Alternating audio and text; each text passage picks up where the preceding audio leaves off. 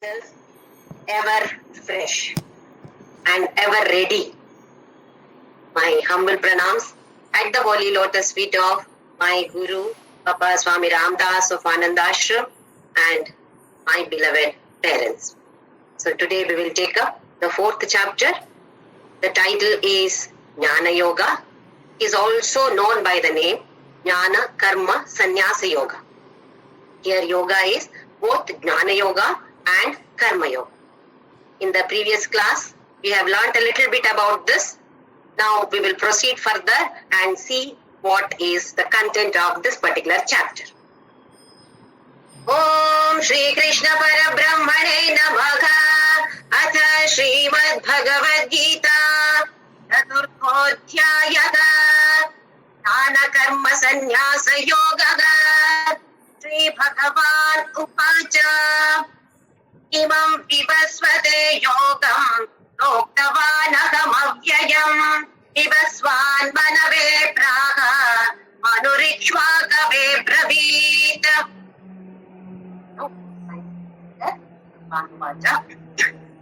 Now, he glorifies any subject. If it is glorified by the teacher, then the student feels, yes, this is so good. Even I should learn this. So Krishna beautifully advertises or glorifies this Jnana Yoga. Now by saying, Imam Vivasvate Yogam. Here, yoga is Jnana Yoga as well as Karma Yoga. How do we come to this level? To this level of Jnana Yoga? After Karma Yoga. That is, the purpose of Karma Yoga is to purify ourselves. Externally, we know how to purify ourselves. Variety of soaps, shampoos, fragrant ones we use to purify external body. But internal, yes, that is of utmost importance. We have to keep doing our all karmas, duties, by keeping the spirit of service as the base. That should be the fundamental base of our life. Any work, any karma is transformed into Karma Yoga by making use of this one very simple concept, Yajna. Saha Yajna Praja Srishtva Purovacha Prajapatihi. I have created this beautiful gift of Yajna along with your creation, Arjuna. Make use of this Yajna. So after performing that, now we are ready for the Jnana Yoga. That is why Jnana Yoga comes after Karma Yoga. That means the student is ready for receiving. For reception is ready. Yes, mind is totally purified. Now Jnana Yoga descends. Imam Vivasvate Yogam Proktavanaham Avyayam. This yoga is imperishable. Avyayam is imperishable. No end for this yoga. And I have taught this, Proktavan Aham.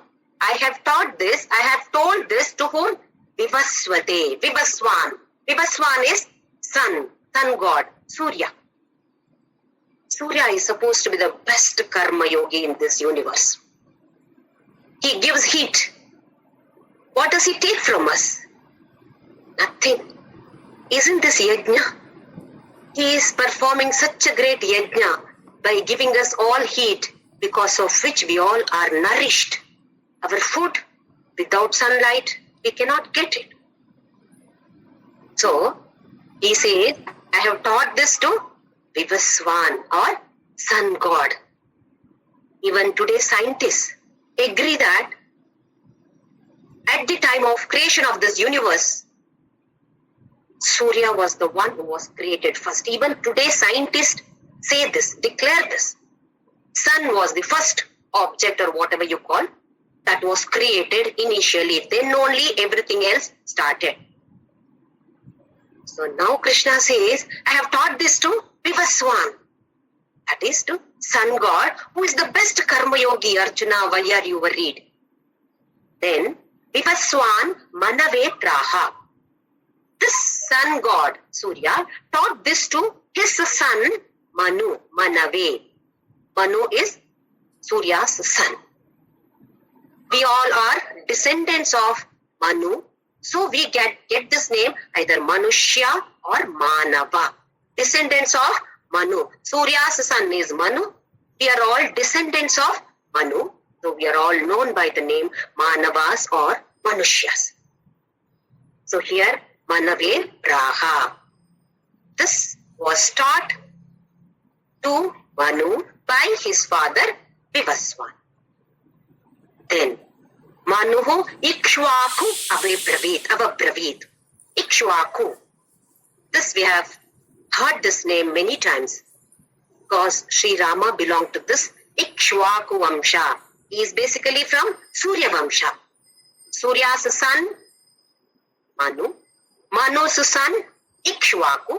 Then there are after so many generations, then Sri Rama was born in this particular family. Dynasty of Surya. Similarly, Sita was born in the dynasty of Soma. Surya Vamsha Samudbhutavaha, Soma Vamsha Samudbhavan. She belongs to Chandra. Chandra, dynasty of Moon, or we call this as Soma. So here, Krishna says, I have taught this to Vivaswan. Vivaswan taught it to his son, Manu.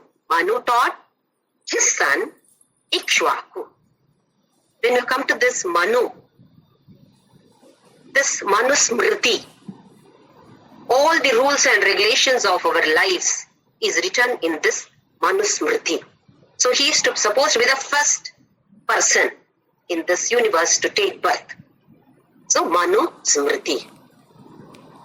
Then this yugas, this particular Kali Yuga is supposed to be, the span of Kali Yuga is supposed to be 4,32,000 years. Then we have Satya Yuga, Treta Yuga, Dwapara Yuga, Kali Yuga. These 4 yugas are known as Chatur-yugas.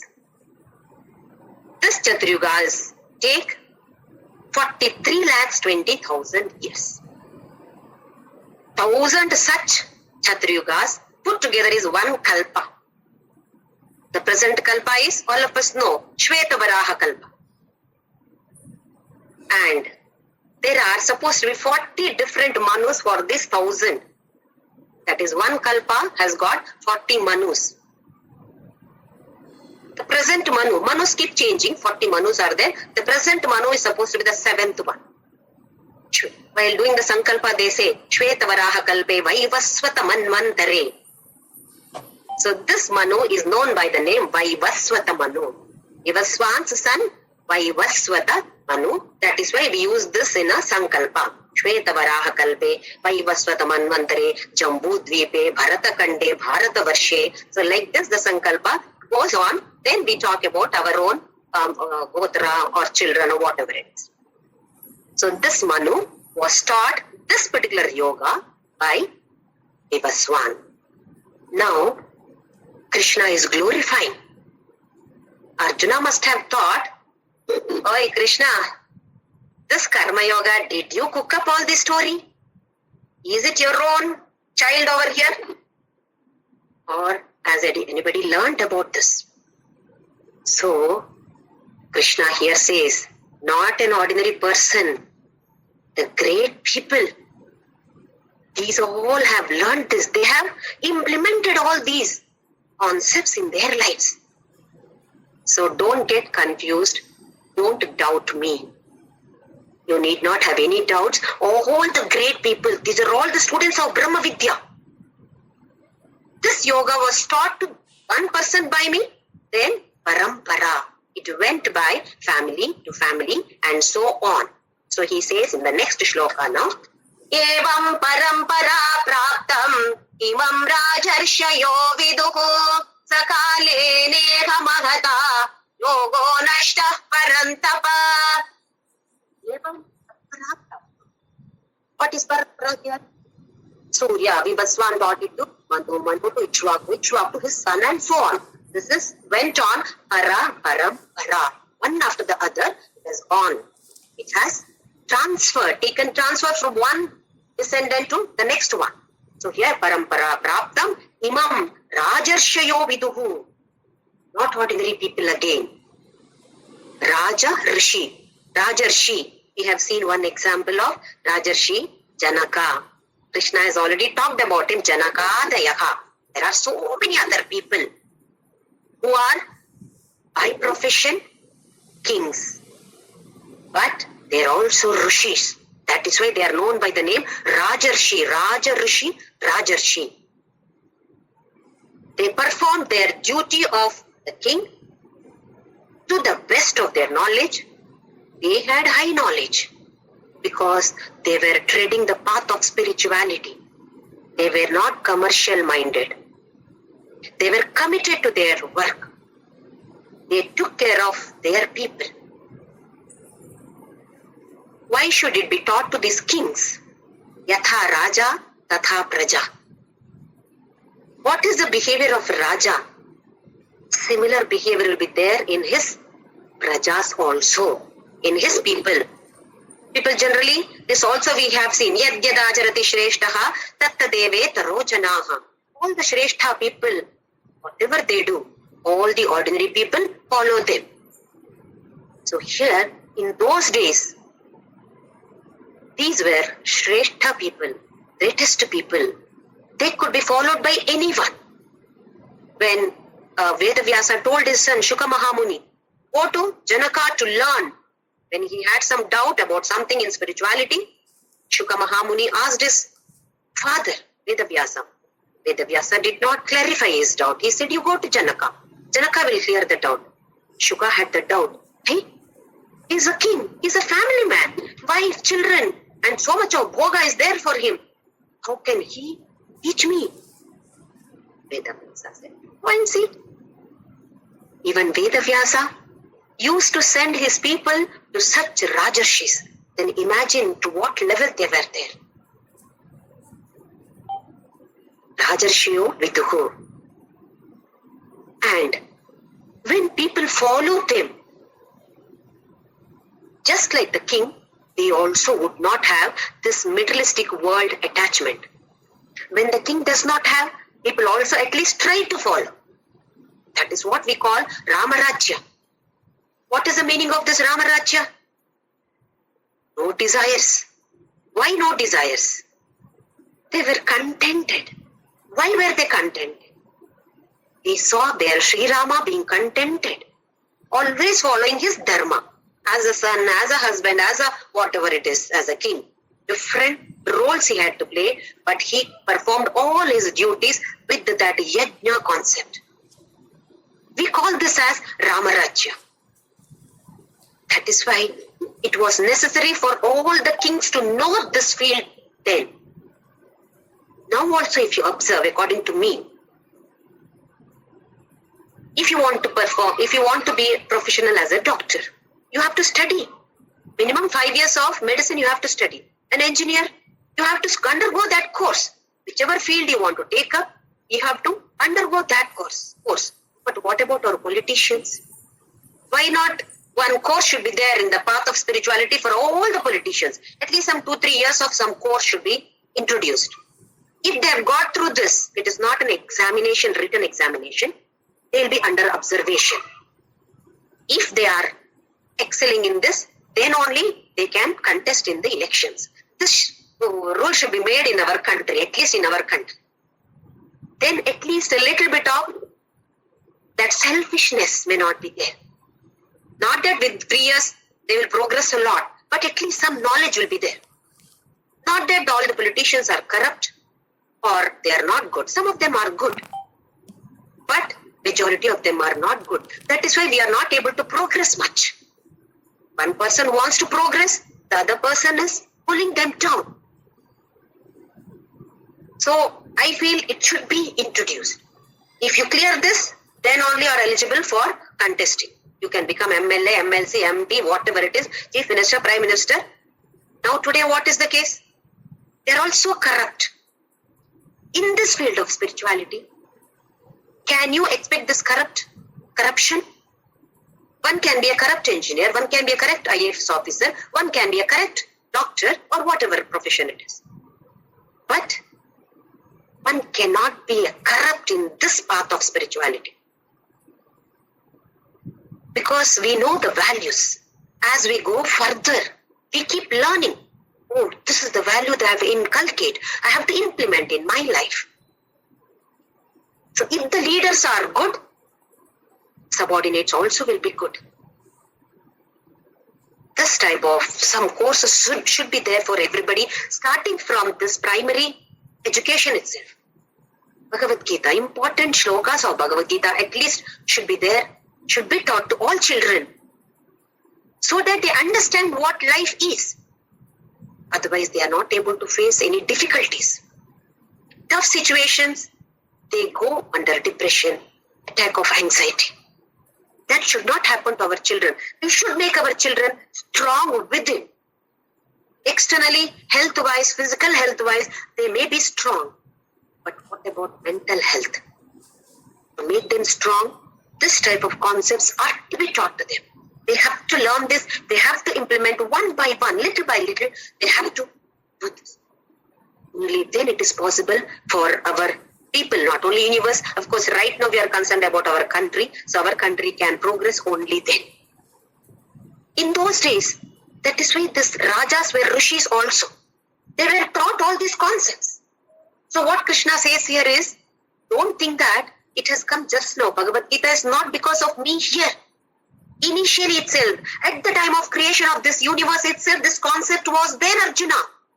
Don't think that it is my cooked up story now. I am not telling this as Krishna. At the time of this Mahabharata war, according to what I have read, Krishna and Arjuna were of the age of around 60, I believe, 60. They had children, grandchildren and all. But in those days, the span of life was also more than today. Today probably 80 to 100 years is the span of life, general. Some people may live more, outlive that. Generally, it is around 100. In those days, it was much, much more. So, at the age of 60, they were not senior citizens. Today, at the age of 60, we are senior citizens. They have to take retirement. But Krishna and Arjuna, they were fighting in the great Mahabharata war, full of energy. This is how we should be. When we know these values, we will be strong from within. Externally also will be strong because these are connected, interconnected. Mind and body are interconnected. Mind is healthy, body is healthy. One is not healthy, other one also is not healthy. So we have to take care. It is our utmost important duty to take care of both physical as well as mental health. When we learn these concepts, we become physically, rather mentally stronger, or inner strength is built up. So here he says, Evam parampara praptam, imam rajarshiyo viduhu. They had this jnana, all the rajarshis had the jnana. That is why people were living happily in that time. When the values, eternal values are followed by people, it is Ramaraja. But unfortunately, what has happened? Ages, generations, slowly, the values have come down. Because of this monstrous attachment to the material world has brought us all down. We know the concepts, but we are not able to implement it because we are helpless. Prakrite kriyamanani gunai karmani sarvashaha, Krishna said. Because of your prakriti here, vasana here, Arjuna. You are not doing anything. The vasanas are performing all this. We will talk about that in the next few shlokas once again. Then he says, Sakale neha mahata yogo nashta parantapa. Again, Arjuna must have got it down. If all the Rajas had this, I'm also a Raja. I don't have this knowledge. Nobody taught this knowledge. Why so? Krishna understood the doubt. Sakale neha mahata. Sakalena iha hata yoga. This great yoga, nashtaha, got lost.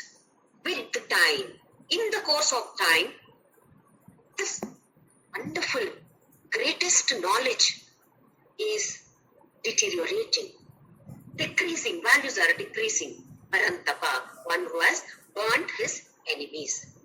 So you also have to burn all your enemies. Who are these enemies? Not the external enemies. Killing external enemies is very easy. Release an arrow, Brahma's astra, they all will die. But what about this? Brahmastra will not work, Arjuna. You have to do karma yoga, come to this level, acquire this knowledge, then only you can be the winner internally. Sa kalena iha mahata yogo nashtaha arantapa. This greatest yoga is Jnana yoga as well as yoga got lost with the course of time.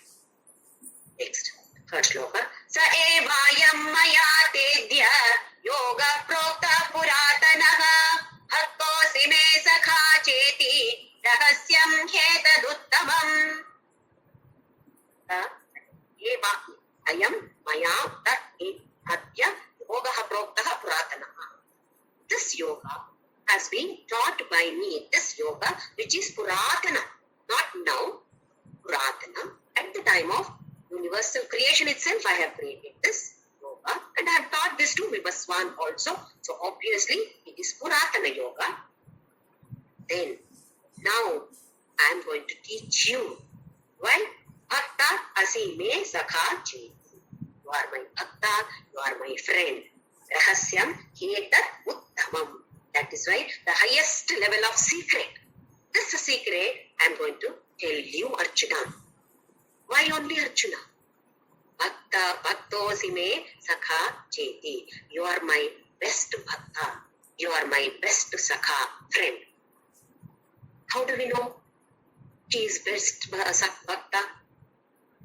Before this war, all of us know the story. Duryodhana and Arjuna, both of them went to Krishna for his help. Arjuna stood at the feet of Krishna. Krishna was sleeping. Arjuna stood at the feet of Krishna.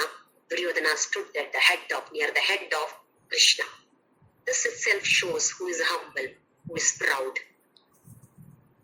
As soon as Krishna opened his eyes, he saw Arjuna. Because Arjuna was standing in the front, near the feet. He was standing near the head, so he could not see Duryodhana first. But Duryodhana said, I came first. Krishna said, Arjuna, I saw Arjuna first, so let us give choice to Arjuna. So Krishna said, you can take either me or my Narayana Sena. If you take me, I am not going to lift any weapon. I will not fight. No weapon at all. I will come all alone. Narayana Sena, so many Senas are there. Which one do you want? Duryodhana was scared. Where he will ask Arjuna. Arjuna was given the first choice. Where Arjuna is going to ask for Narayana Sena. But with the tears in his eyes, Arjuna said, Krishna, I want you. Duryodhana was the happiest. Who wants Krishna? That too is not going to lift a weapon. What is of use taking Krishna? Arjuna said, even if you don't lift even one weapon, Krishna, I want you only. Probably we also would have taken up Duryodhana's side only. Narayana Sena we want the materialistic world. Who wants Krishna? All these items are available for us. We will grab all these. Let us not become like Duryodhana. We should be like Arjuna only. So Krishna says, you are my best bhakta. Even in 12th chapter, many times Krishna says, whoever does this, you are my best. If you do this, you are my best bhakta.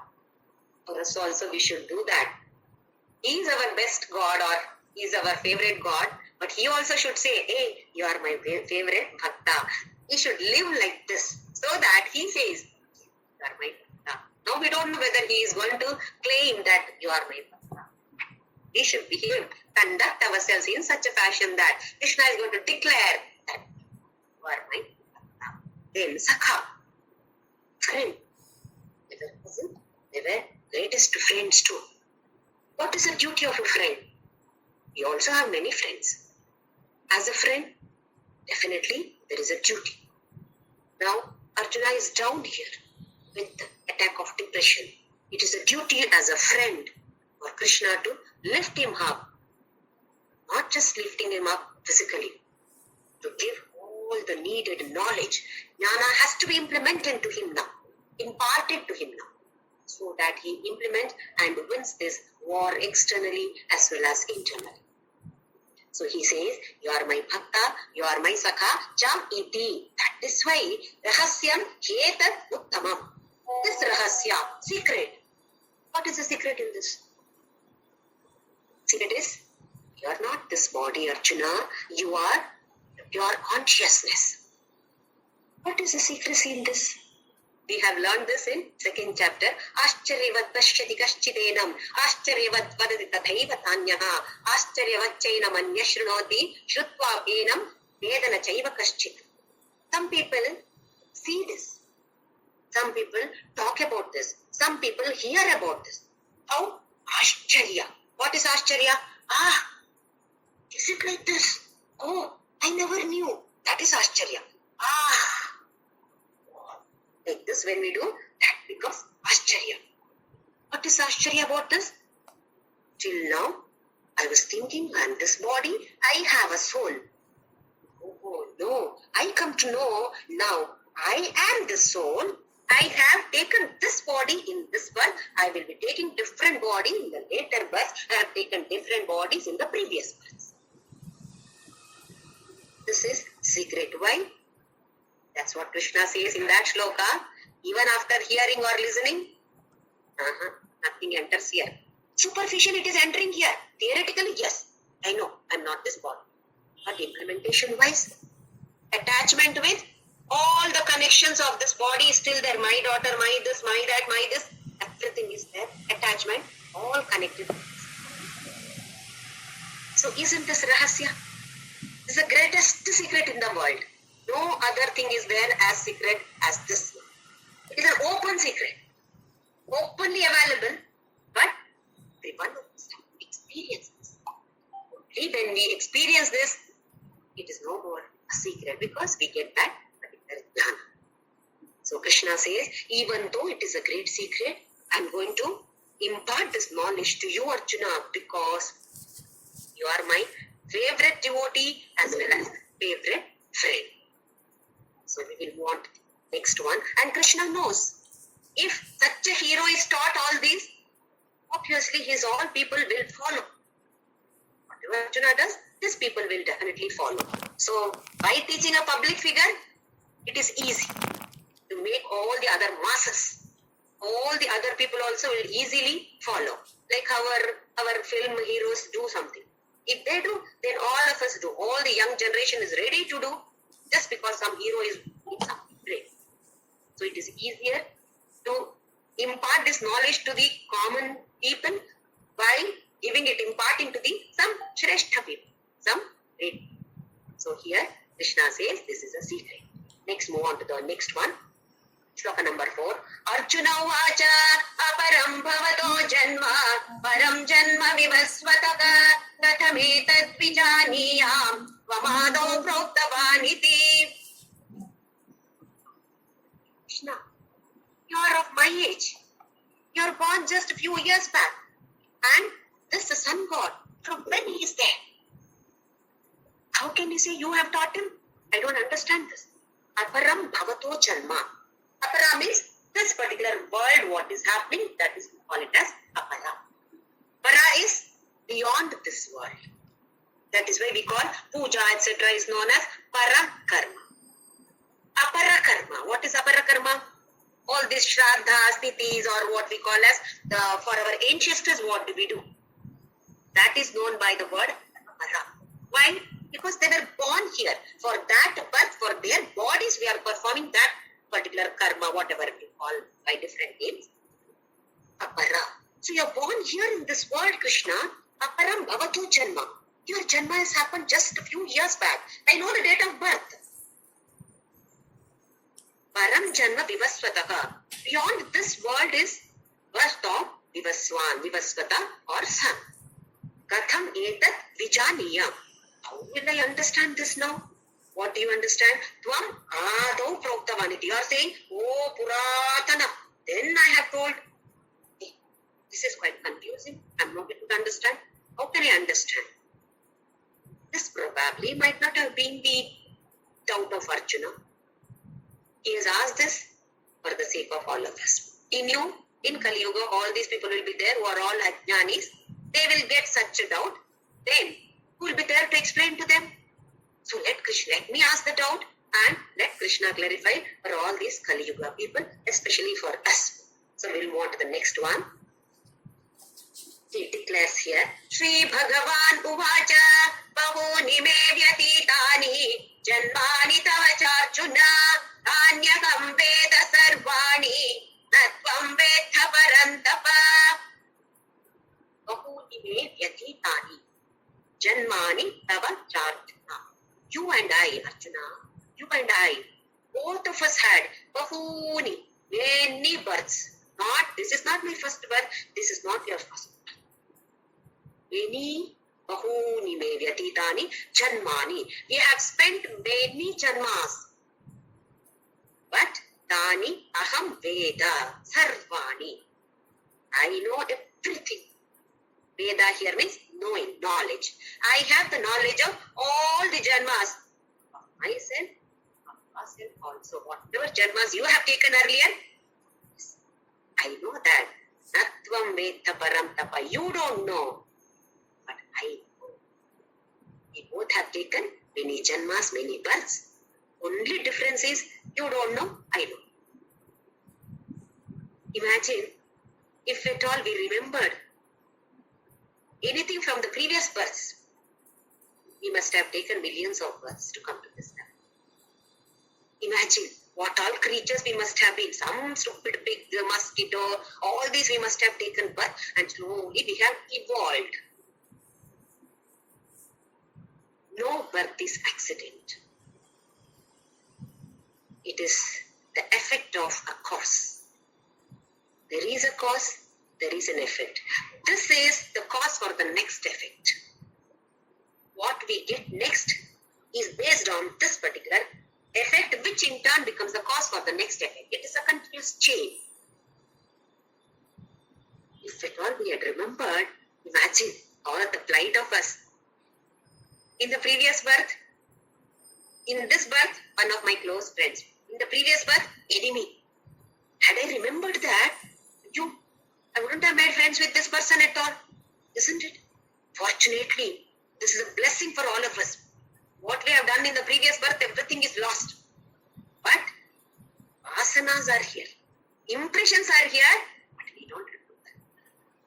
What relationship we had with anyone, anything, any situation, we don't remember. Fortunately, that is what Krishna says. This concept of rebirth, reincarnation is confusing many foreigners. One of them, the great, the one who wrote so many things about our Sanatana Dharma, Max Muller, he's vehemently criticized this particular concept of rebirth. Kanchi Paramacharya, somebody went and asked him, Kanchi Paramacharya, about this rebirth. Then he said, you go to that hospital and come back and tell me how many births have taken place in this particular hospital at the same time, today at this particular time. So he made one person go there and some 3-4 children were born, babies were born. Then he said, wait for 1 year, let us see. After 1 year, one child was very healthy, one child was not at all healthy, one child had so many other issues, one child lost the parents. Then Paramacharya asked, why? What is the difference? They were all born together. This is what each one is carrying. That is why the difference. Each child undergoes different life. Because our birth is here. We are taking birth here to exhaust these karmas that we are stored. Karma here does not mean the work, but the impressions. Whatever consequences are there, for every karma has a consequence. What consequences are there? Well, those are stored here. Exhaust this. Vasanas, impressions, or right now we can use the word karmas also. Only for this purpose that we have come to this world. Once that gets exhausted, out of the cycle. Punarapi jananam, punarapi maranam, punarapi janani, jadare chayanam. No, back there. No more coming to this world. So Krishna says, you have lived many births, Arjuna, I too have lived. You don't know about it, but I know everything about you and me. I know Veda. Does not mean that Veda, Samaveda and all. Veda, actually the meaning of this particular word Veda means knowledge. So I have the knowledge. Tani aham Veda sarvani. Not only one or two things. I know everything. But you don't know. Natvam Vedka. You do not know anything. Arantama. Next shloka, shloka number 6. Ajopi sannavyayatma utanamishvaropi san prakritim tvamadhisthaya sambhavamyatma mayaya.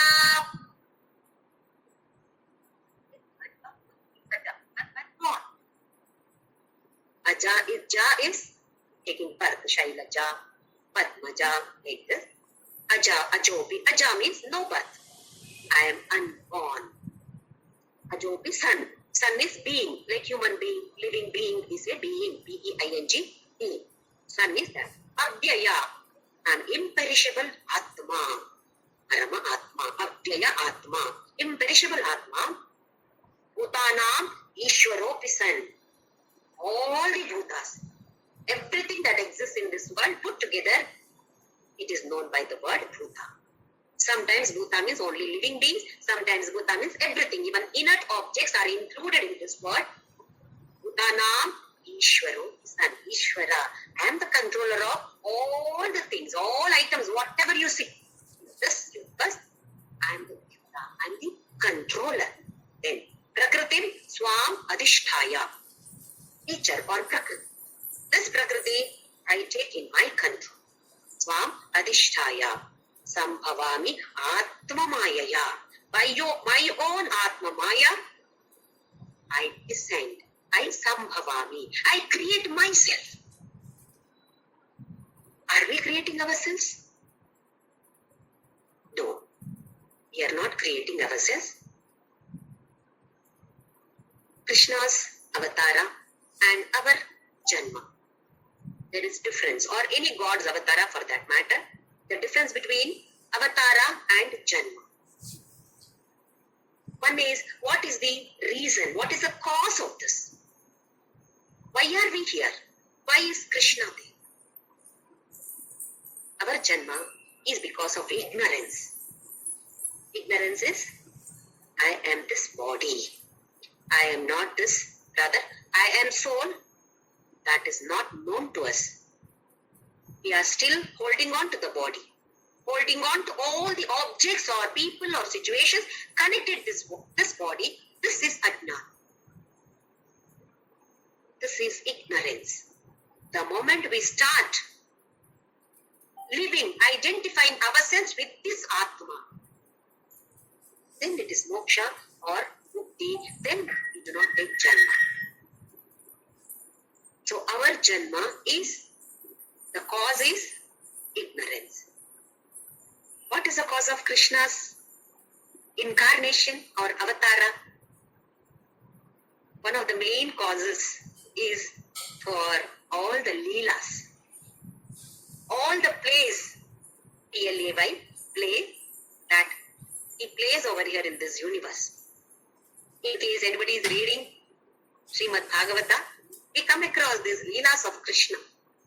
As a baby Krishna, child Krishna, so many leelas. Even afterwards there are many leelas. What do we achieve by reading these leelas? There are people who shed tears by reading these leelas. By imagining, oh, this is what Krishna has done. Oh, tears of joy. Imagining Krishna doing this, doing that, troubling all the gopis, going around here and there, drinking milk, stealing butter. So joyous it is to even imagine or go through that. Of course, nowadays we have got the TV shows and all. They show in this, so nice. The purpose is, all these leelas make us joyous, and we have to evolve. Spiritually, we have to evolve. That is why we are here.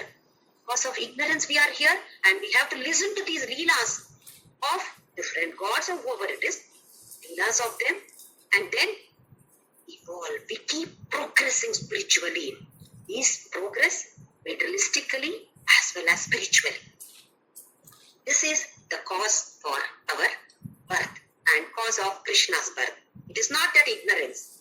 It is that either some people have called him, come, please come as our son. Dasharatha and all, they did Putra Kameshti Yaga, Kausalya, they prayed for him, so he had to come from her. So, incarnation, avatara has taken place. Then, our Janma. We do not have any control over this. Where are we born? Or rather, where will we be born? How, in what condition? Will we be born in a rich family or a poor family? Will we be born as some animal or human being? What will be our talents?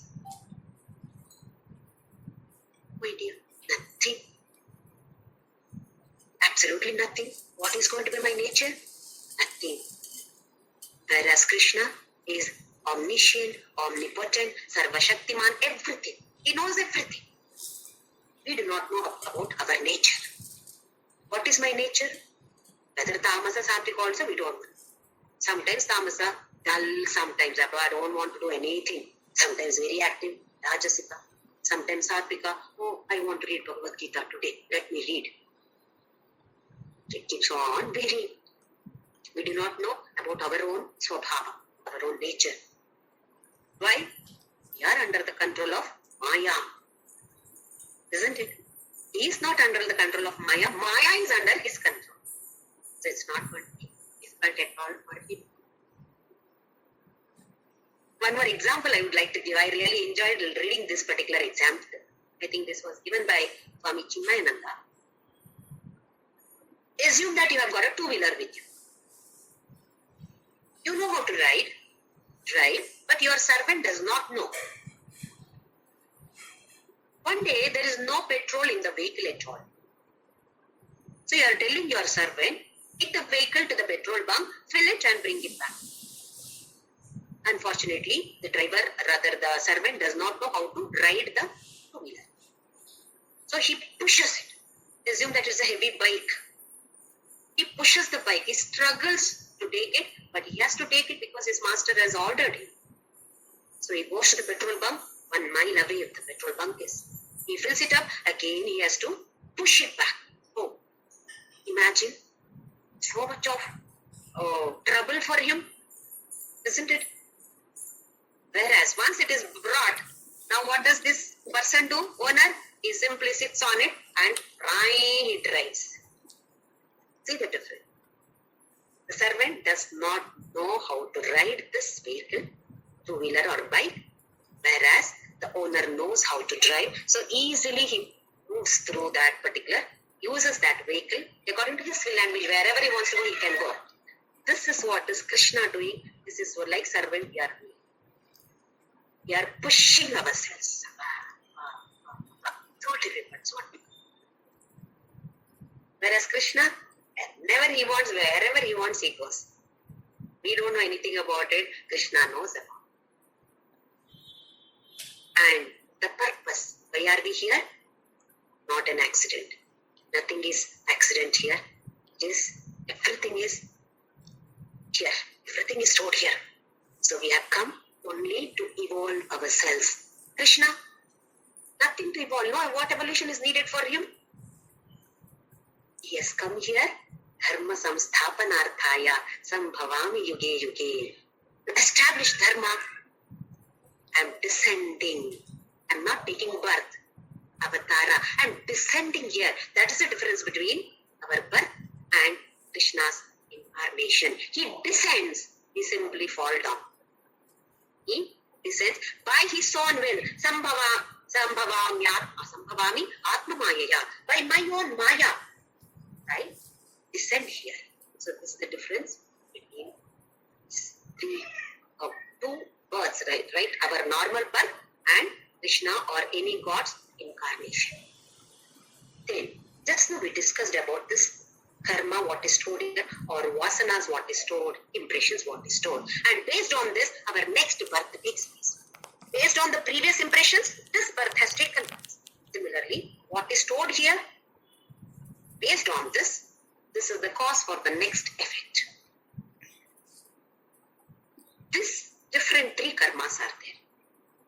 Sanchita karma or sanchita papa, Papa does not mean only Papa. Papa is Punya also, or Sanchita Karma will take it instead of Papa. Sanchita, Prarabdha, Agami. These are the three different types of either Papas or Karmas. We have been used to this Prarabdha. In case anybody happens to anything negative, somebody dies early age or something, what do you say? Prarabdha. Prarabdha. Don't we use this word here? Prarabdha. What else can I say? Only Prarabdha. What is this Prarabdha? What is Sanchita Papa? What is Agami Karma? Let us just take a deviation from Bhagavadgita and learn this now. With an example, I would like to explain. Now, people who are fighting the war, they have their arrows. They have a quiver here. That is a bag to hold the arrows. All the arrows are kept at their back. We call this as a quiver. I don't know what you call in different languages. In Kannada, it is known as pattalike. To hold all the arrows. They carry that and the arrows are kept here. And one by one, they release.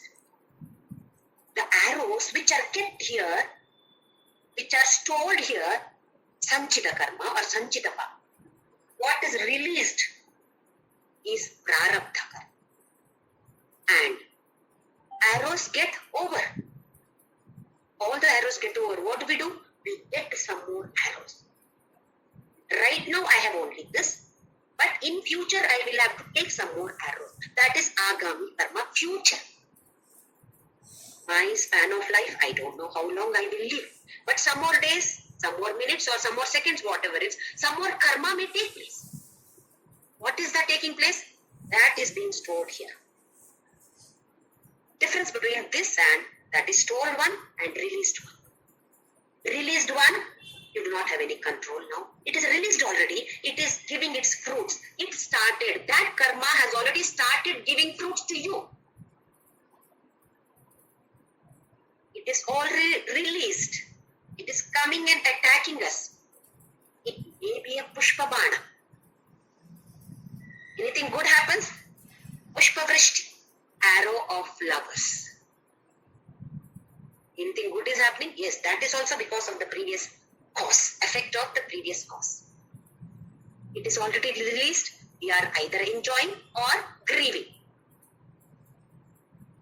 That is Prarabdha, which is already started giving fruits. Effect of that is going on through us now. Ramakrishna Paramahamsa said that this type of arrows or Prarabdha Karma can also be changed a little. It would have attacked you with an iron rod. By taking God's name, by doing Namajapa, it will be just the brick of the needle. It would have hit you like an iron rod hit you. But by taking Namajapa, it is going to just touch you with the one needle, one brick, that's all. See the power of Namajapa. All saints say this. Do Namajapa and all these Prarabdha Karmas, you cannot escape from that. It has to come to you. But the effect of that will be definitely less. If it is Pushpa Vrishti, Pushpa Bana, effect of that will be higher than that. Whereas if it is something negative, it will be reduced like anything. So we all should remember this. Prarabdha Karma, we have to undergo this. No other. You cannot escape from this Prarabdha. But the effect can be reduced by surrendering or by taking Namajapa. So that is about Prarabdha Karma. Here, this is Sanchita. This Sanchita Papa, we have all of us have come across this particular word, Sanchita Papa.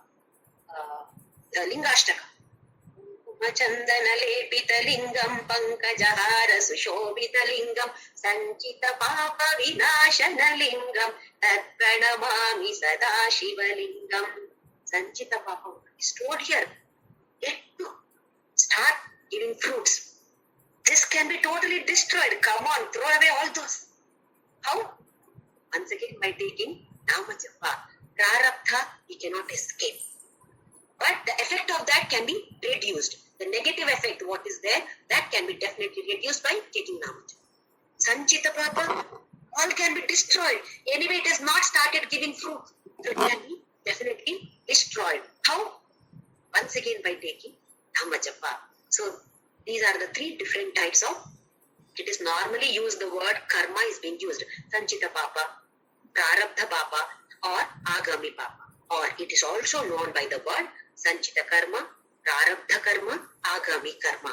Agami is future. It is not yet ready. Arrows are not yet ready. It will be ready. That fellow is making it ready. When we perform that action, whatever the consequence of that action, that will be stored here. That is Agami Karma, yet to come to us. What is stored here is Sanchita Karma. Maybe good, maybe bad. When we destroy, please remember, we are destroying both. Why? When if good karma consequences are there, we have to take birth again. We do not want that. We do not want a chain of either gold or iron. We do not want both. Karma bandhana. Bandhana will be there. Only when we perform with the yajna spirit, karma bandhana is not there. So this secret also we know. Now we know the secret of this karma. Oh, what all are these? I can be very careful about the agami karma. No. Knowing this, no. Let that, no more arrows come here. I don't want any more arrows to come and stay with me here. I don't need. Agami can be definitely careful. By performing all actions with the yajna spirit. Prarabdha and Sanchita, yes. That also we can be very careful now. How? By taking Namajapa.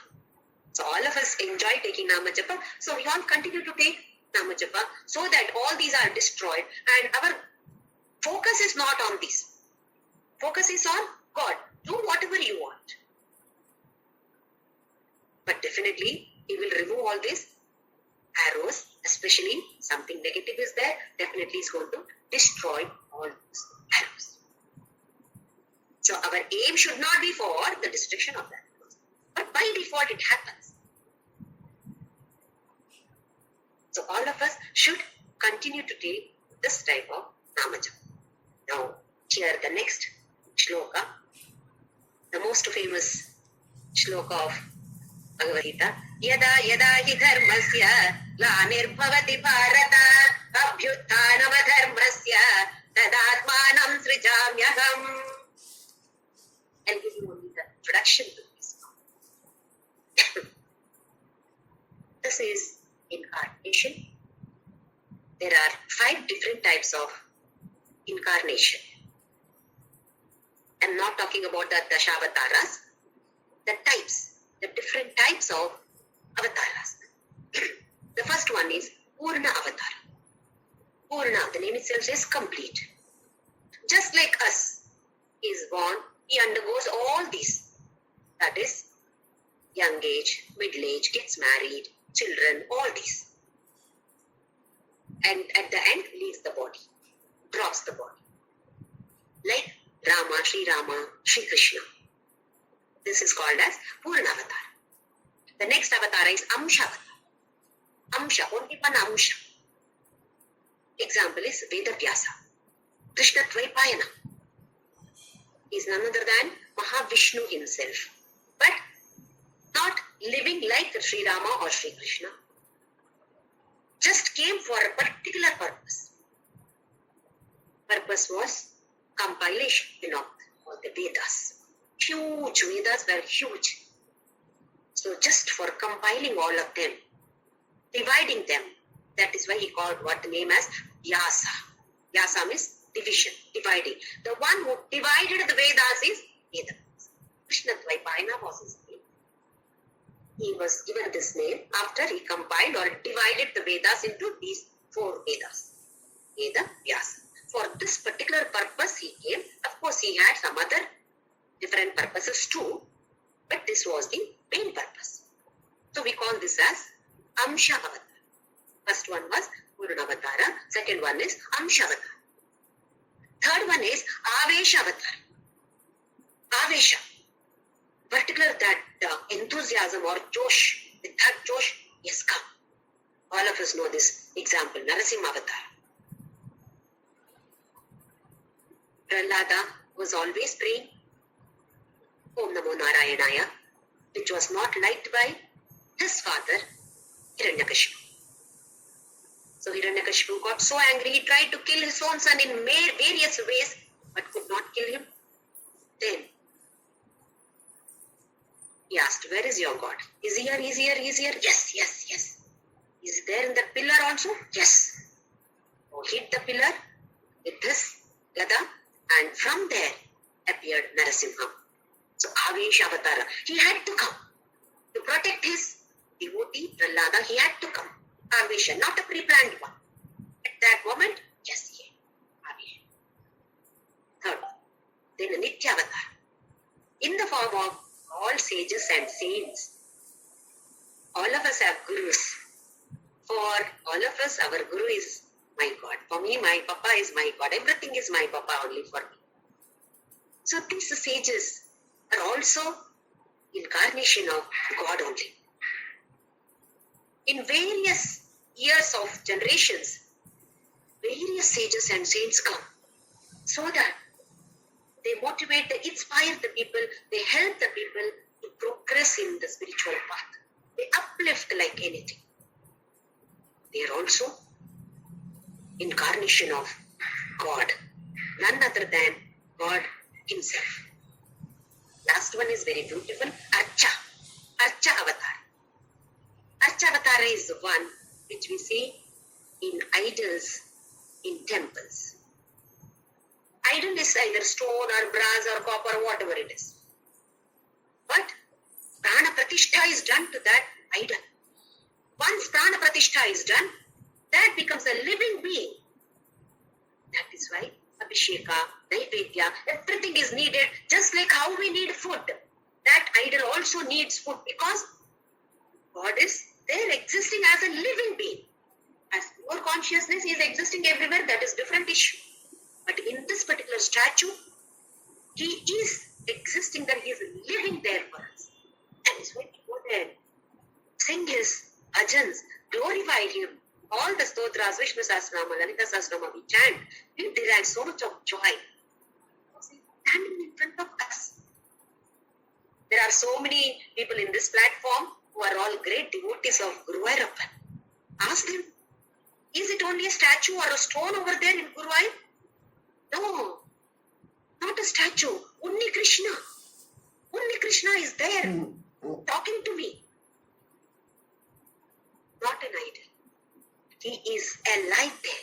I had this experience in Tirchandur.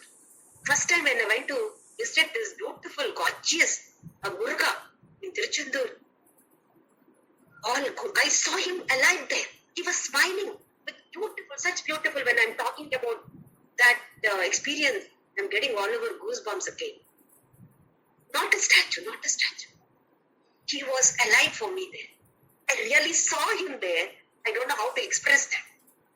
That joy is unforgettable joy. One has to experience that joy. Of course, all would have experienced in different temples, different situations, not necessarily only in temples, anywhere in the house also it is an experience.